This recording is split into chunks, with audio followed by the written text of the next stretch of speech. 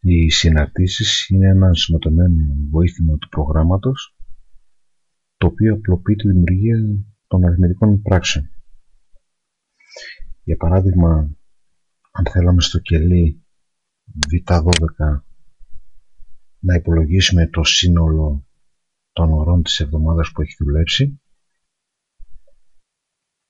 σύμφωνα με τις απλές πράξεις θα πρέπει να γράφαμε ίσον β4 συν c4 συν d4 συν e4 συν f4 συν g4 συν h4. Θα πατάγαμε enter, θα βγει το νούμερο 41. Η συνάρτηση sum, η οποία είναι για να υπολογίζει το άθροισμα των κελιών, απλοποιεί πολύ σημαντικά αυτή τη διαδικασία.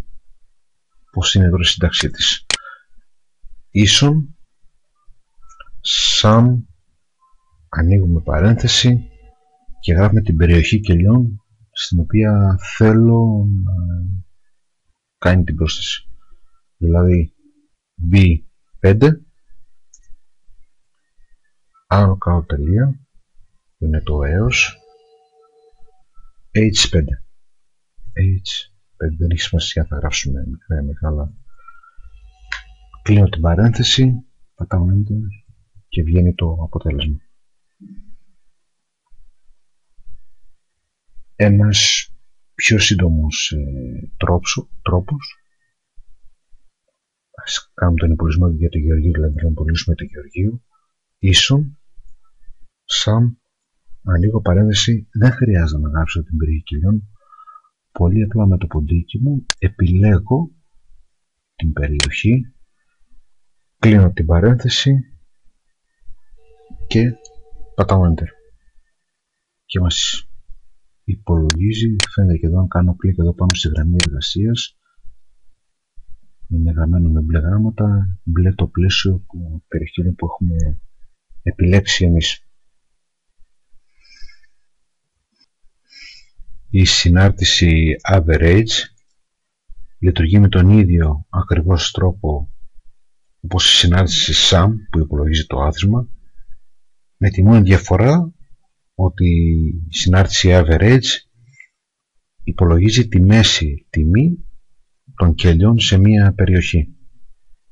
Δηλαδή στο παράδειγμα μας εδώ, αν θέλουμε να υπολογίσουμε το μέσο όρο ωρών ανά ημέρα κατά υπάλληλο στο κελί D12 για τον Αθανασίου, θα έπρεπε να γράψουμε ίσον τη συνάρτηση average, ανοίγουμε παρένθεση και πάλι ή θα γράψω με το πληκτρολόγιο την περιοχή κελιών που θέλω να υπολογίσω το μέσο όρο B4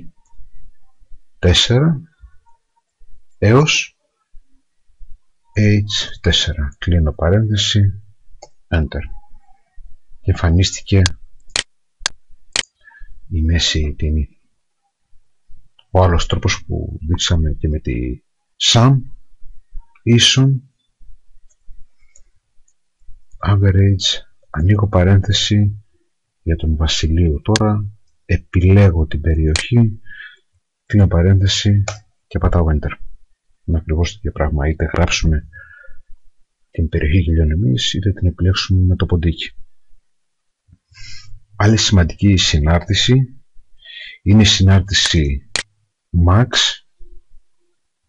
η οποία μας δίνει την δυνατότητα να υπολογίζουμε τη μεγαλύτερη τιμή από την περιοχή κελιών που επιλέγουμε.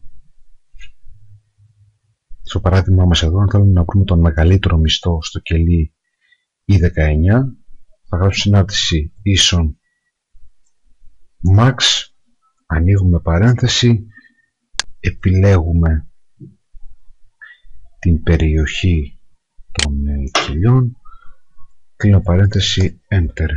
360 είναι η μεγαλύτερη τιμή της περιοχής. Αντίστοιχη συνάρτηση για να βρούμε τον μικρότερο είναι η συνάρτηση min.